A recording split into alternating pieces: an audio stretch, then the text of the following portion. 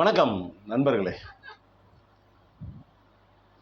நம்ம சீமானனை போட்டு ஏன் இந்த இழுக்கிறாங்கன்னு தெரியல. அவர் பாட்டுக்கு பாவம், அவர் பாட்டுக்கு சிவனேன்னு பச்சை புள்ளையாட்டம் என்ன செய்யறதுன்னு தெரியாம, எப்படி அரசியல் செய்யறதுன்னு புரியாம தடுமாறி தட்டுக்கட்டு போய் கிடக்குறாரு. ஆடுங்கிறாரு, மாடுங்கிறாரு, கோழிங்கிறாரு, பண்ணிங்கிறாரு, ஏகப்பட்ட பிரச்சனை. இங்க பாருங்க, முதல்ல ஆரம்பிச்சது இந்த யூடியூப் அவர் பேரு மைனருங்க. அவர் தாங்க ஃபர்ஸ்ட் ஆரம்பிச்சாரு. நீயா நானா அப்படிங்கிற மாதிரி யூடியூப் ப்ரோட்டோஸாக நாம் தமிழர் கட்சி அப்படின்னு ஆரம்பித்தார். அதுக்கப்புறம் வந்து அதர்மமான வந்து ஜாயின் பண்ணாருங்க அவர் கூட. அதுக்கப்புறம் வந்து பார்த்தீங்கன்னாக்கா நிறைய ஊடகங்கள் வந்துருச்சுங்க. கடைசியாக வந்து பார்த்தீங்கன்னாக்கா நம்ம அவர் பேர் என்ன, அதாங்க நம்ம ட்ரைப்ஸ் சேனல்ல கரிகாலன் அவர் பாட்டுக்கு செவனேன்னு பேட்டி கேட்டிருந்தாரு. அவர் என்ன பண்ணார், சீமான் வந்துட்டு பேட்டி கொடுக்கும்போது இவர் எதோ கேள்வி கேட்க, டே கரிகாலா நீ இப்படிலாம் கேட்கக்கூடாதுடா அப்படிங்கிற மாதிரி ஏதோ அன்பாக கேட்டுப்பார் போட்டுருக்கு. இவர் இப்போ அதுக்கு தகுந்த மாதிரி அன்பாக ரொம்ப அதிக அளவுகளான வெளிப்படுத்துகிறாரு. இவங்கெல்லாம் பத்திரிக்கைக்காரங்கன்னு வச்சுக்கோங்களேன். இவங்கெல்லாம் பத்திரிக்கை படிச்சுட்டு வந்து அவருக்கு எதிராக பேசுகிறாங்கன்னு வைங்களேன். இப்போ புதுசாக ஒருத்தர் சேர்ந்துருக்காரு. அவர் வந்து எஸ்பி. அவர் பாட்டுக்கு இவர் இருந்தாலும் தேவையாங்க. ஏங்க நீங்கள் பாட்டுக்கு மாற்றி other Manoj, YouTubers minor, tribes Karikalan, இன்னும் நிறைய பேரெல்லாம் இது இருக்குது. தமிழ் கேள்வி இருக்குது. ஏகப்பட்ட பேர் சென்றாண்ணன், ஏகப்பட்ட பேர் இருக்காங்க. ஜீவாண்ணன், ஏகப்பட்ட பேரை அடிச்சு நொறுக்குறீங்க. இது மாதிரிலாம் ஏன் இப்படி பண்ணுறீங்கன்னு தெரியல. இப்போ அவர் என்னங்க பண்ணார்? அவர் என்ன பண்ணணும்? அவர் அரசியலுக்கு வந்துட்டார். அவர் என்ன பண்ணணும்னு நினைக்கிறீங்க?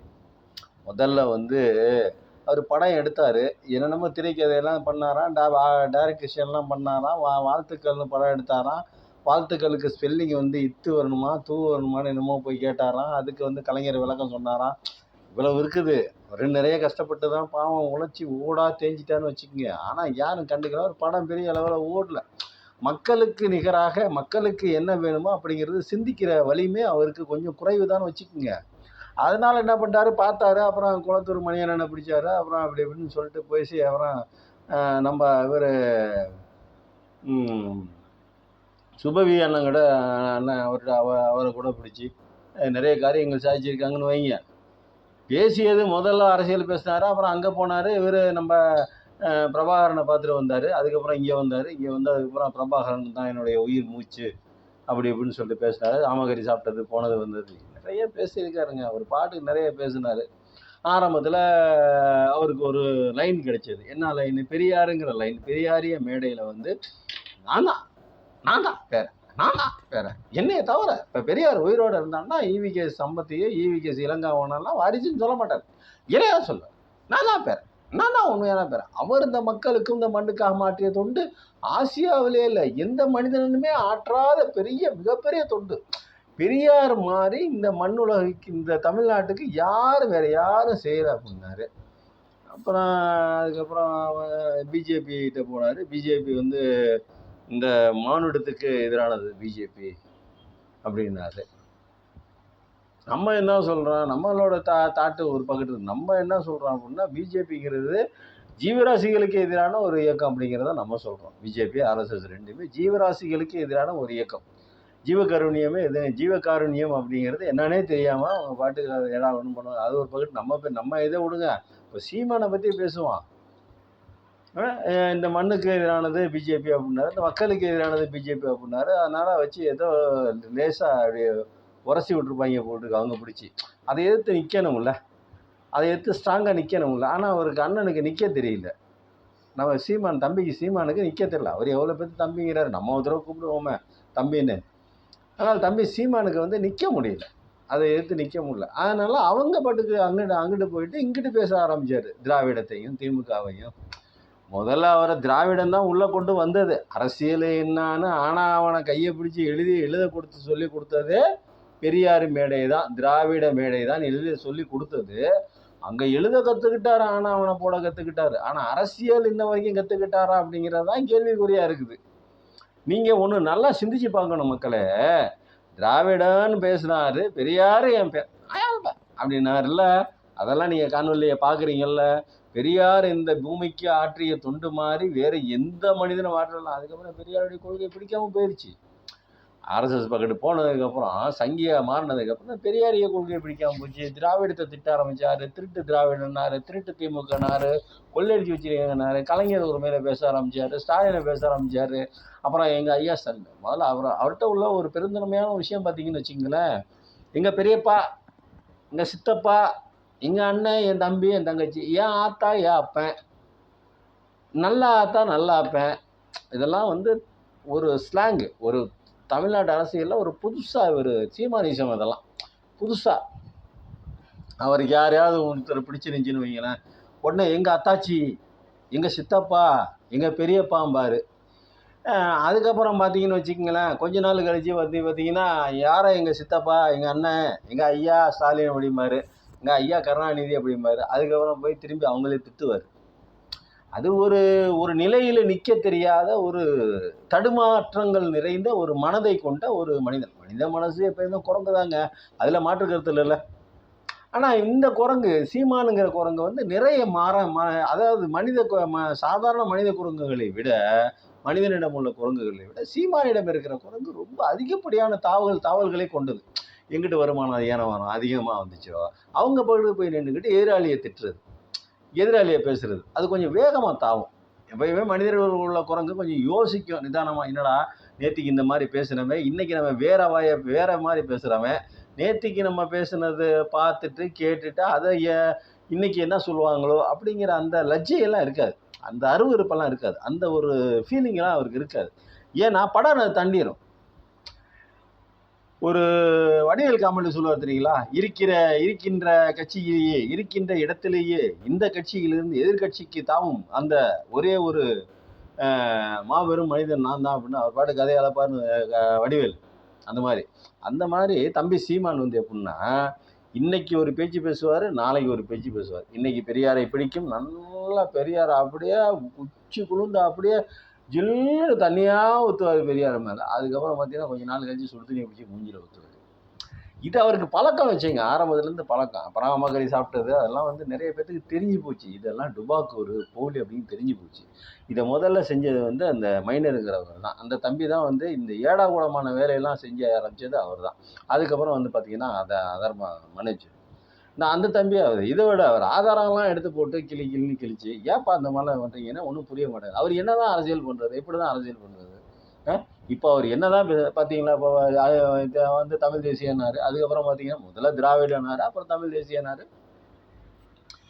இப்போ தமிழ் தேசியத்துக்கு கலைஞர் எதிரி ஆகிட்டார், அண்ணாதுரை எதிரி ஆகிட்டார், பெரியார் எதிரி ஆகிட்டார், ஸ்டாலின் எதிரி ஆகிட்டார். என்னடா எப்படா எதிரி ஆனான்னு பார்த்தா இந்த ஆள் பாட்டுக்கு ஏதோ ஒன்று, ஒரு தம்பி பாட்டுக்கு தம்பி சீமான் இருந்துக்கிட்டு ஏதோ ஒன்று வாயில் வந்ததெல்லாம் உளருவாப்புல. எப்படின்னா அதான் உங்களுக்கே தெரியும், நீங்கள் பார்த்துருப்பீங்க. முந்தா நாள் ஒரு பேச்சு பேசுவார், நேற்றுக்கு ஒரு பேச்சு பேசுவாப்புல தம்பி, அப்புறம் நாளைக்கு ஒரு பேச்சு பேசுவாப்புல. நாளைக்கு என்ன பேசுவாருன்னு யாருக்குமே தெரியாது. முன்னாடி உட்காந்துருக்கிறவங்க யார் பக்கத்து பேசுகிறாரு, யாருக்காக பேசுகிறாரு, எப்படி பேசணும் அப்படிங்கிறது தெரியாது. அதுக்கப்புறம் பார்த்தீங்கன்னா மறுநாள் பார்த்தீங்கன்னா இவங்களும் அவர் பேசுனதை பார்த்து அதே நாள் திட்டுவாங்க. அப்புறம் மறுநாள் அவர் மாற்றி பேசுவார். பேசுனவங்க மேடையில் பேசலாம், இது என்னடா காலக்கொடுமையாக இருக்குது அப்படின்னு சொல்லிட்டு மண்டையை சொல்லிக்கிட்டு மென்டலாகி தெரிய வேண்டியதான். அப்புறம் பார்த்தீங்கன்னாக்கா அப்புறம் யாரும் அவரை தவிர யாரும் கட்சியில் இருக்க விட மாட்டார். அது வந்து ஒரு பெரிய விஷயம். அவர் தான் இருக்கணும் எப்பயுமே கட்சியில். அப்புறம் பார்த்தீங்கன்னா அரசியல் செய்கிறதுக்கு வேறு என்னடா பண்ணுறதுன்னு யோசிச்சார். மக்கள் வந்து பாவம் எலெக்ஷனில் நின்று பார்த்தாரு, ஓட்டு போடல. அது பார்த்து அப்புறம் ஒரு வெற்றிடம் வந்து உருவாயிருச்சு அப்படின்னாங்க. அப்புறம் தமிழ்நாடு அரசியலில் கலைஞர் இருந்ததுக்கப்புறம் அப்புறம் வந்து பெரிய அது அப்படி இது எப்படின்னு ஏகப்பட்ட பஞ்சாயத்து பண்ணாங்க. வெற்றிடம் உருவாயிடுச்சு, காலி இடமா இருக்குது. அந்த காலி இடம்னு வந்த போதெல்லாம் இவர் தீவிரம் அரசியலில் வர்றாரு. அப்போ என்ன பண்ணோம், திமுகவை எதிர்க்கணும், திராவிடத்தை விட்டுட்டு வெளியே வரணும், அப்போ தான் அந்த காலி இடத்தை நம்ம போய் நிரப்பிடலாம் அப்படின்னு நினச்சார். பாவம் மக்கள் கண்டுக்கவே இல்லை. அதுக்கு நிறையா இருக்கணும். ஏன்னா இப்போ இவர் வயசு என்ன, இப்போ இவருக்கு வயசு 66 பிறந்தாருன்னு வைங்களேன். அந்த தம்பிக்கு வந்து 66 பிறந்தாரு. நம்ம வந்து 70 71 தான் பிறந்தோம், 70 தான் பிறந்தோம்னு வச்சுக்க, அது ஒரு பக்கத்து இருக்கட்டும். ஆனாலும் தம்பி தான் அந்த பையன்.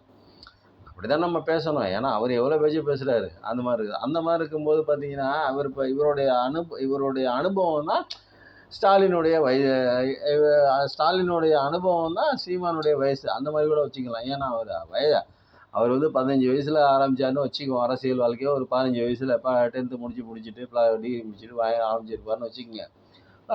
பிறந்ததுலேருந்தே அவருக்கு விவரம் தெரிஞ்ச ஆரம்பிச்சிருந்தே கலைஞர் கூட இருந்து, அப்பா கூட இருந்து, அம்மா கூட இருந்து, அரசியல் அதிகாரிகள் கூட இருந்து, அரசியல்வாதிகள் அதிகாரிகளிடமிருந்து பழகி அவர் அரசியல் கற்றுக்கிட்டு அதன் வழியாக வந்திருப்பாருன்னு வைங்க.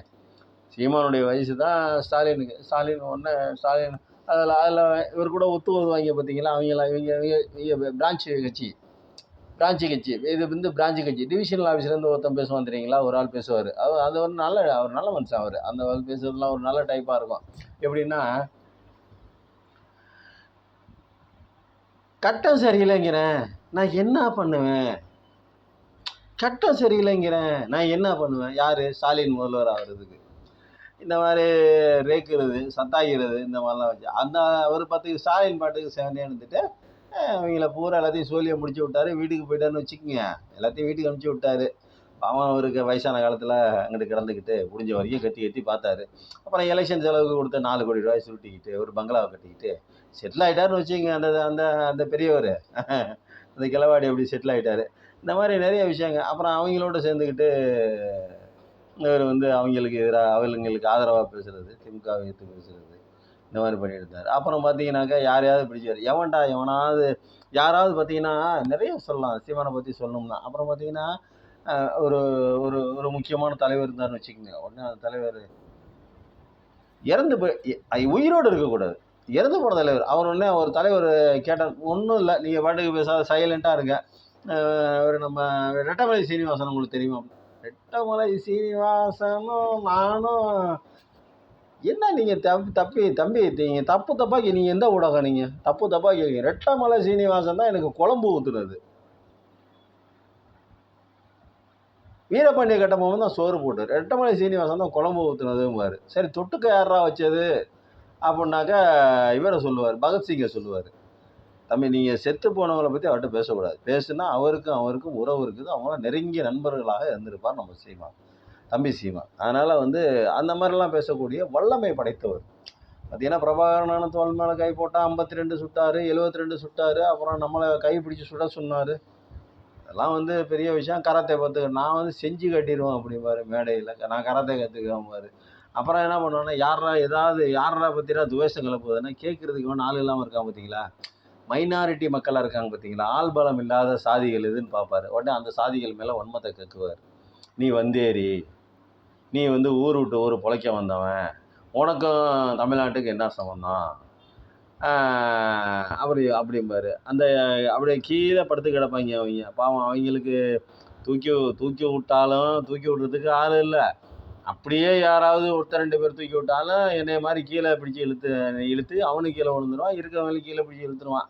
அந்த மாதிரி ஆளுங்க அவங்க. ஒடுக்கப்பட்டவங்களாக இருப்பாங்க, தாழ்த்தப்பட்டவங்களாக இருப்பாங்க. அவங்களுக்கு ஒரு இளவும் விளங்காமையே அவங்க வாழ்ந்துக்கிட்டு இருக்காங்க. அவங்கள பிடிச்சி நோண்டுறது. ஏன் அவங்கள பிடிச்சி நோண்டுறதுன்னா, அவங்கள நோண்டினா தான் அவங்க கேட்குறதுக்கு ஆள் இல்லை அவனுக்கு. அவங்க மேலேருந்து வந்து கேட்க மாட்டாங்க, என்னடா ஏன்டா அப்படி எங்களை பேசுகிற அப்படின்னு கேட்க மாட்டாங்க. அவங்க பாவம் அவங்களுக்குள்ளேயே அவங்க அடிச்சுக்கிறதுக்கே அவங்க சரியா இருக்கு. அப்புறம் இவன் தம்பி சீமானை எப்படி வந்து கேட்குறது? இந்த மாதிரிலாம் நிறைய போச்சு. அவங்கள மாதிரி வந்து எறியுமாங்க. அப்புறம் பார்த்தா அவங்க வந்து கழி விடுறதுக்கும் இதுக்கும் தான் அவனை அங்கேருந்து கூப்பிட்டு வந்தது அப்படிம்பாங்க. இந்த மாதிரிலாம் கதை சொல்லுவார் நம்ம தம்பி சீமான். அவருக்கு என்ன மாதிரி ஒரு அரசியல் தலைவர்னா எப்படி இருக்கணும்? பொதுவாக ஜென்ரலாக ஒரு அரசியல் தலைவர்னா எல்லாத்தையும் அரவணைக்கணும். பேரறிஞர் எலெக்ஷனில் நின்று ஜெயிக்கும் போது ராஜாஜி சொன்ன வார்த்தை என்ன அப்படின்னாக்கா, ஒரு கையில் பூணூலை பிடித்து கொண்டு ஒரு கையில் உதயசூரியனுக்கு வாக்களியுங்கள் அப்படின்னு சொன்னார். ஏன் அப்படின்னா, பேரறிஞருடைய அப்ரோச் அந்த மாதிரி, அந்த அரவணைப்பு. எல்லாரும் வேணும். நமக்கு அதிகாரம் வேண்டும் என்றால் அனைத்து தரப்பு மக்களும் நம்மளிடம் இருக்க வேண்டும், நமக்கு வாக்களிக்க வேண்டும். அப்படி அனைத்து தரப்பு மக்களும் இருந்து வாக்களித்தால்தான் அதிகாரம் நம்ம கையில் கிட்டும். அதிகாரம் நம்ம கையில் கிடைச்சதுக்கு அப்புறம் தான் நாம் என்ன பண்ணணும், நம்மளுடைய மனசில் இருக்கக்கூடியது, நம்மளுடைய கொள்கைகள், அந்த சட்டத்திட்டங்கள், அவருடைய மனசில் இருக்கக்கூடிய விதிகள், அது மக்களுக்கு என்னென்ன பண்ணணுங்கிற ஆசைகள் இருக்கோ அந்த ஆசைகளை பூரா நிறைவேற்றணும்னா அதிகாரம் நம்ம கைக்கு வேணும்.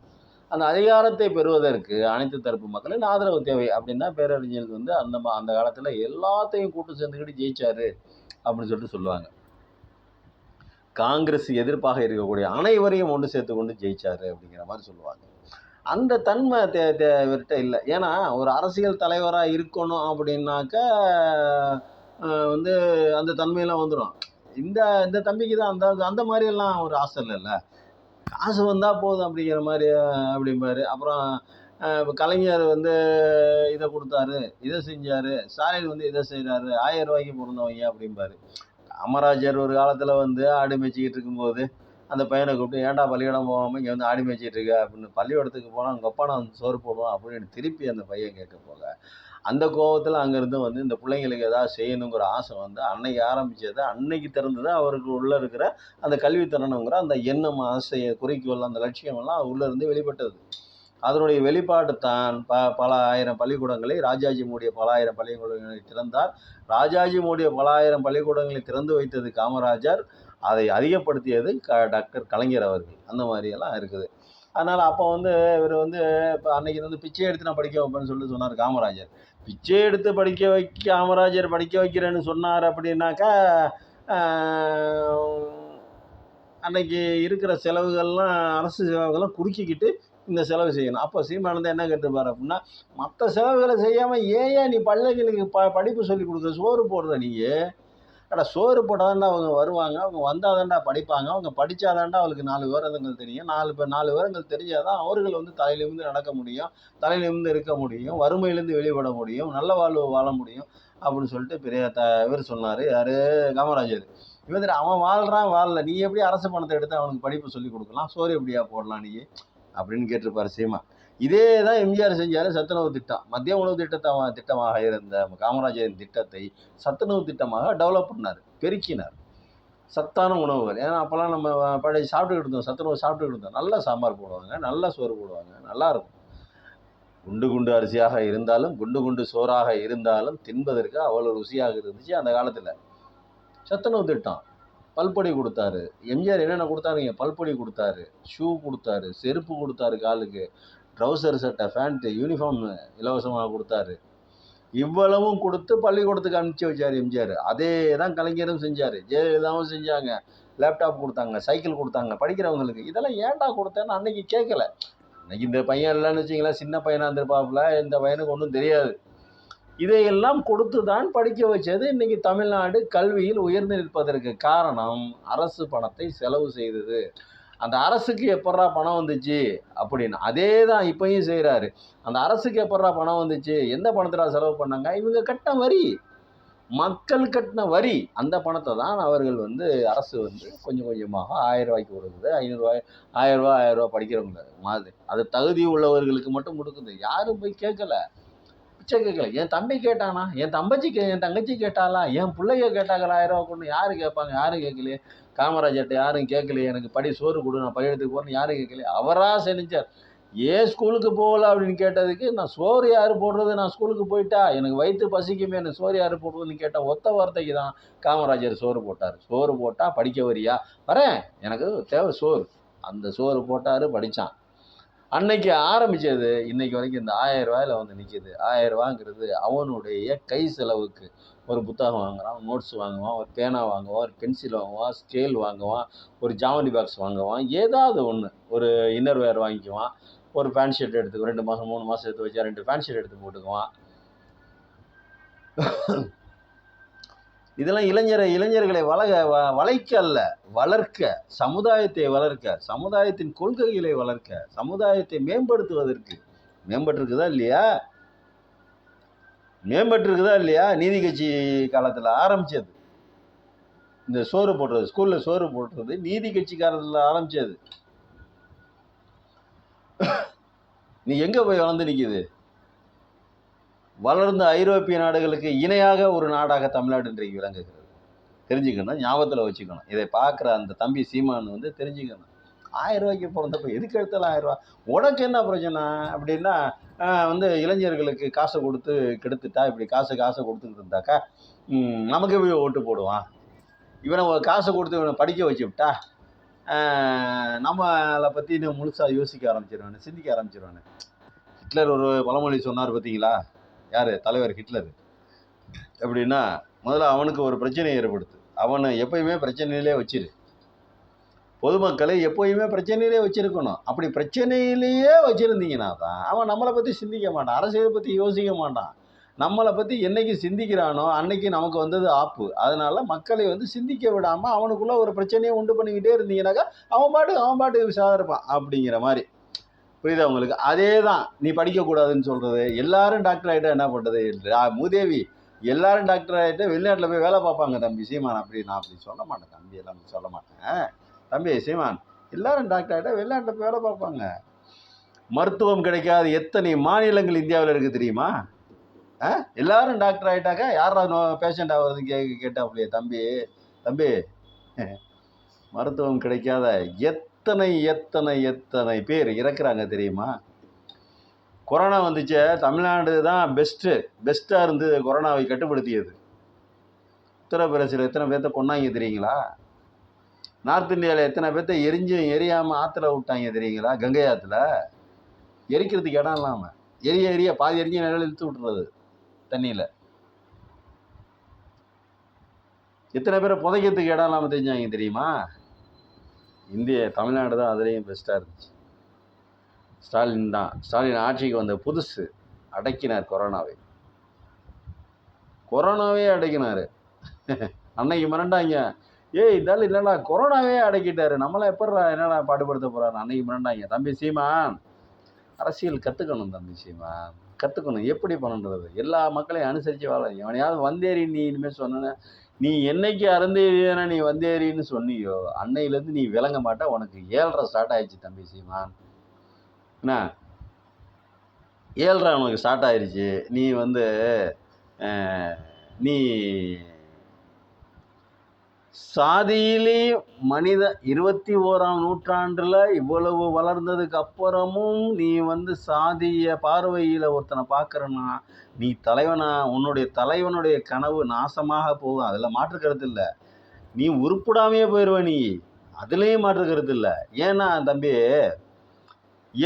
என்னைக்கு ஒருத்தனை வந்து நீ இழிவானவனு பார்க்குறியோ அன்னைக்கே வந்து நீ வந்து ஒரு மனிதனே அல்ல, அதுக்கும் மேலே கேடுகட்ட கேவலமான ஜந்துலேயும் ஜந்து நீ அதாவது கேவலம். என்ன சொல்கிறது திட்டுறதுன்னே உனக்கு தெரியல. அவ்வளவு தம்பி சீமான் உன் மேலே எனக்கு அவ்வளோ கோபமாக இருக்குது தம்பி. உன் மேலே எவ்வளோ அன்பு ஒரு ஆவல்லாம் இருந்துச்சு தெரியுமா? அதெல்லாம் போயிடுச்சு தம்பி சீமான்.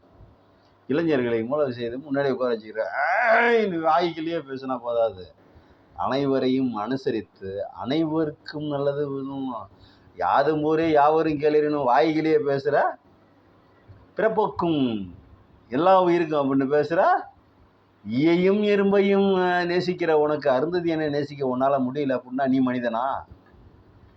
ஈயையும் எறும்பையும் சகல உயிர்களையும் நேசிக்கும் நீ நேசிக்கிறேன்னு சொல்கிற, நீ உண்மையிலே நேசிக்கிறவனாக இருந்தால் நீ வந்து அருந்ததியனை பார்த்து வந்தேரின்னு சொல்லுவியா?